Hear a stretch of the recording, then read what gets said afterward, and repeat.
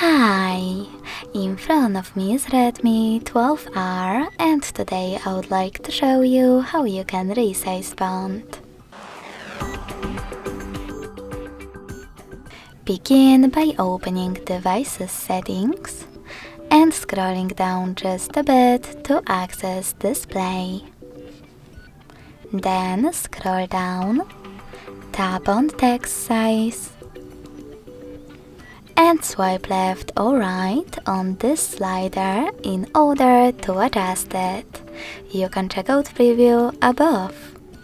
So when I do that and go back, I can see that size of my font has changed.